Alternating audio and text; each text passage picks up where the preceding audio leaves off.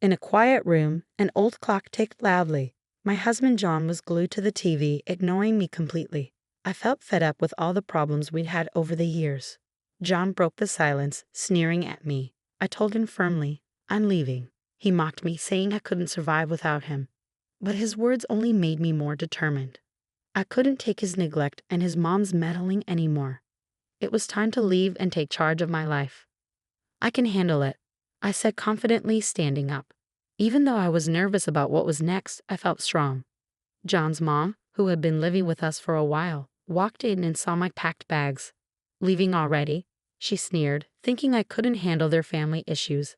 I ignored her and grabbed my bags, heading for the door. John just sat there, saying, "You'll be back. You can't do this alone." As I stepped out of the house, a feeling of freedom washed over me. The evening air was refreshing, lifting my spirits. I didn't know where I was going, but for the first time in years, I felt a glimmer of hope. For 2 decades, I'd been playing the role of John's obedient wife, feeling more like a convenience than a partner. My son, Elias, was the only source of happiness, but even he couldn't fill the void in my heart. John's mom made things worse with her constant criticism and manipulation.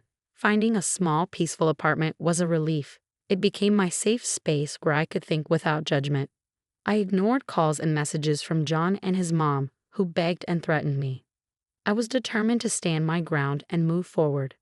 My coworkers at the library, where I'd worked for a long time, supported me. They had seen how I'd been struggling and were happy to see me finding my strength again. Surrounded by books and understanding friends, I started to feel like myself again and began to believe in a brighter future. While I was settling into my new life, Elias called me, sounding worried. "Mom, are you okay?" he asked. I reassured him, feeling calm for the first time in years. "Yes, Elias, I'm doing better than ever." But then he told me about the problems at home. My decision to leave hadn't gone down well. John had turned to drinking, and his mom wouldn't stop blaming me for leaving. I pushed away the guilt, reminding myself that they needed to respect my decisions. Elias hesitated but then expressed his support for me prioritizing my happiness. Ending the call, I realized this was just the beginning of proving myself to John and his mother, who had underestimated me for too long. It was time they saw I wasn't the obedient woman they thought I was.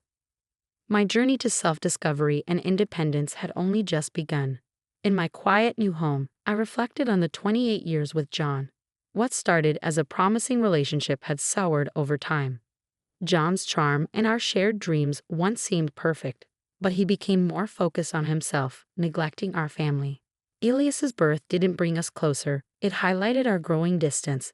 John thought providing money was enough, leaving me to handle the emotional support. His mother, Ariana, was always there, criticizing my parenting. She'd say I was spoiling Elias, insisting John never needed that kind of care. Despite her comments, I focused on raising Elias well. He grew into a thoughtful and independent man, a bright spot in our tense home. Things reached a breaking point when Ariana moved in without asking, claiming she was lonely. Her presence was suffocating. She criticized everything from my cooking to my clothes, hinting that John could have chosen a better partner. This new phase of my life was all about breaking free from years of control and finding myself again, a journey I was just beginning. Ariana's constant criticisms were hard to ignore, but what really shook me was discovering John's deception. I stumbled upon bank statements one day that revealed large amounts of money being spent from our joint account. It turned out this money was being wasted on Ariana's gambling addiction and John's secret indulgences. Whenever I tried to confront them about it, it led to heated arguments, with John always taking his mother's side. "She's my mom, Stella. She needs this," he'd insist, dismissing my concerns. The final straw came when I overheard them plotting to take full control of our finances, pushing me aside and leaving me powerless in my own home. That's when I realized I couldn't keep living under their control. The day I decided to leave, I promised myself I'd make them understand the pain they caused. My plan was simple but powerful, to challenge their egos and their control. I started by legally separating our finances, which shocked John. "What are you doing?" he demanded on the phone. "I'm protecting myself, something I should have done a long time ago," I replied calmly but firmly. Ariana's reaction was even more dramatic. "You ungrateful brat. After everything we've done for you," she screamed when she found out. But I didn't let it faze me. The time of me being submissive was over. Now I was setting my own rules, beginning their reckoning. After I took control of my finances, things got chaotic. John and Ariana showed their true colors through their anger. Their attempts to intimidate me with angry phone calls didn't work. "You think you're smart, Stella," John sneered over the phone. "You're nothing without me. You'll come crawling back." "Not a chance, John. I won't let you manipulate me anymore," I shot back, standing my ground. Ariana's threats were even harsher. "You'll regret this, Stella. You've ruined our family." "There was no family to ruin, Ariana. It was all fake," I countered. Despite their threats, I felt free. The fear that used to control me was gone, replaced by a determination for justice. It was time for them to face the consequences. I started by reaching out to old friends and telling them about the lies and manipulation John and Ariana had put me through. My honest revelation spread quickly, tarnishing their once spotless reputations. John, who always cared about his social standing, was embarrassed. "How could you do this to me?" he asked me, shocked. "You did it to yourself," I replied calmly. "I'm just telling the truth." Ariana faced the community's disapproval too. "You've made us outcasts," she accused, seeing it as a fight. But I wasn't afraid of her anymore. "No, Ariana, this isn't a fight. It's about being responsible for your actions," I told her. Seeing their social circles fall apart showed how powerful the truth can be. John's supporters distanced themselves, wary of his damaged reputation, while Ariana lost influence as her gambling problem and manipulative tactics were exposed. But I didn't stop at just exposing them socially. I knew their weak spot was their finances. With the help of a good lawyer, I fought for my fair share of our joint assets. Ariana's debts from gambling and John's mishandling of money were brought to light. The legal battles were tough, but I stayed strong. Their lies were no match for the truth, and I won a significant victory in court. When the judge ruled in my favor, I could see the defeat in John and Ariana's faces. This win meant more than just money. It showed that I was morally right. "You've destroyed everything, Stella," John said, sounding defeated. "No, John, you destroyed our family long ago. I'm just picking up the pieces," I replied, leaving the courtroom feeling free for the first time in years. I was filled with hope for a future without the weight of my past. After the court ruling, I started rebuilding my life with the assets that were rightfully mine. Stepping away from John and Ariana's influence, they couldn't believe the extent of their downfall. This was the start of a new chapter for me, one of independence and self-discovery, ready to embrace whatever came my way. The crumbling of John and Ariana's facades was just the beginning of my journey to rediscover myself and pursue real happiness and freedom. One evening, John called in a fit of desperation. "You can't just change our lives like this, Stella," he pleaded over the phone.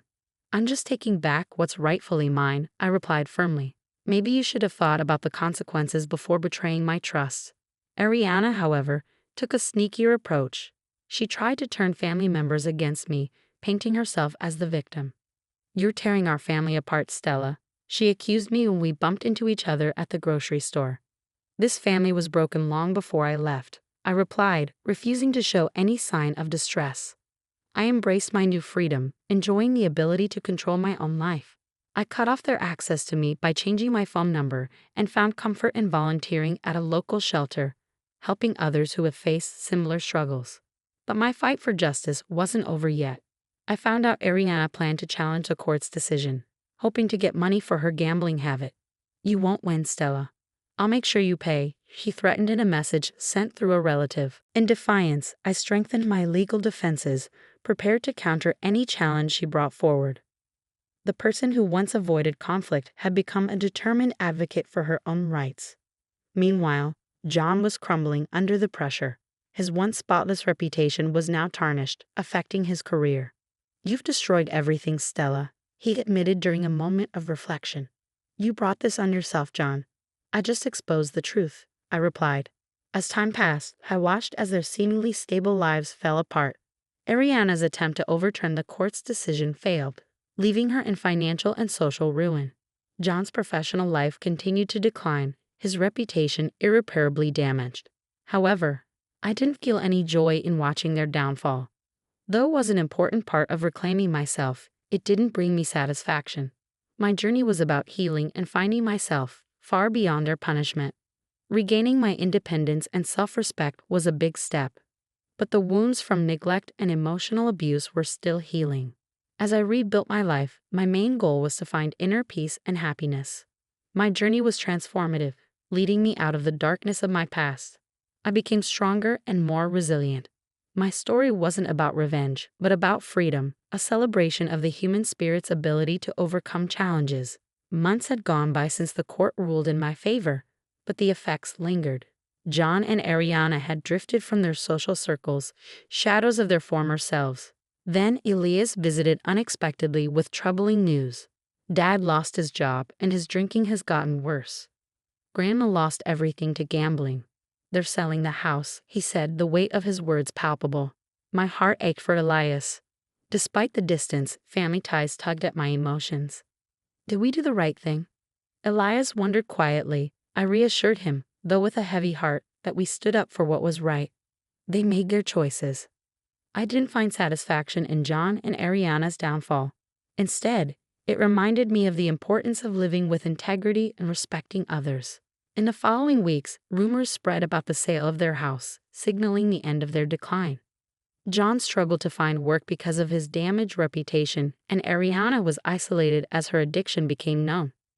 One evening, I ran into John during a walk. He looked like a different person, defeated. There's nothing to say, he finally said, defeated. This brief encounter was powerful. It showed how much our lives had changed because of the choices we made. It was here that I found true happiness, peace, and a sense of self that couldn't be shaken.